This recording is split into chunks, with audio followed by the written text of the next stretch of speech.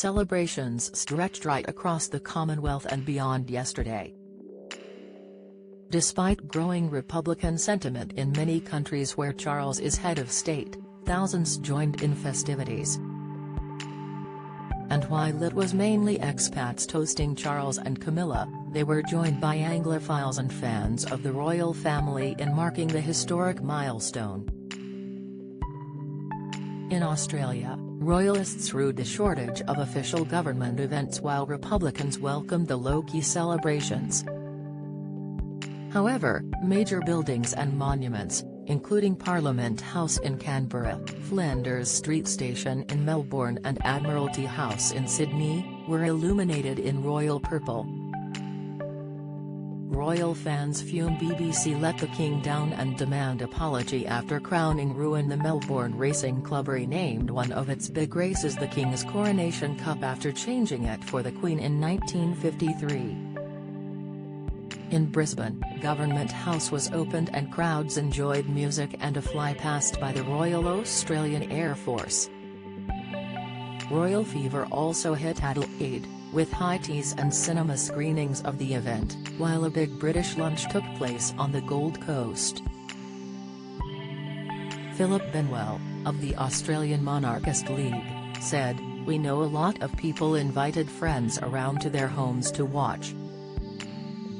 Across the Tasman Sea, New Zealanders marked the occasion with gun salutes, tree plantings, high teas and musical ensembles.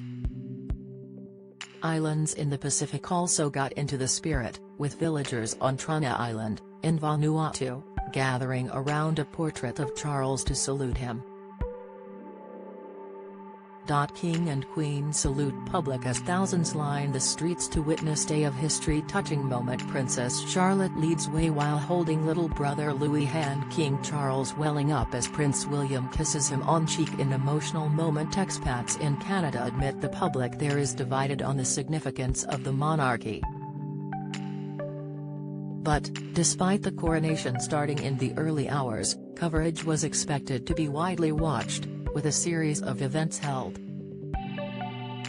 A celebratory concert took place in Ottawa bringing together artists and speakers who reflect the values His Majesty shares, said Canadian Heritage. In Hong Kong, the Royal Commonwealth Society hosted a dinner, and pubs in tourist areas showed TV coverage. Loyal subjects on the Falkland Islands took part in a weekend of events. Across Europe, expats held everything from garden parties and cocktail evenings to lavish black tie gatherings. In France, all major TV news channels covered the coronation. "Let the party begin," was the front-page headline in Le Parisien.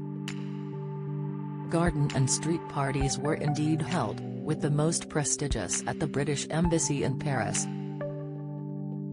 In Spain, the Royal British Legion staged a street party in Madrid while residents on the Costa del Sol gathered in pubs to raise a glass. In the Swiss Alps, many watched on a giant screen in the Anglican church in Gstaad. And in northern Cyprus, the British Residents Association also put up a big screen. One key event in Italy was held at a church by the Anglican English-speaking community in Genoa. Out in the Atlantic, on the British overseas territory of St Helena, locals organised activities including a royal bake-off. Hundreds of events were staged in the U.S. Families in New York gathered in Central Park for picnics. Ye Old King's Head, in Santa Monica, California, went all out to mark the occasion. Its Birmingham-born owner, Phil Elwell, said, "If you can't be in England and you are in LA, then we are the place to come."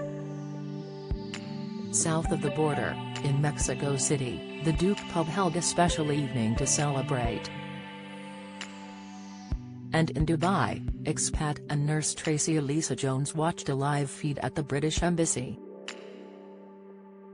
She said, "It is time for a new perspective on the monarchy.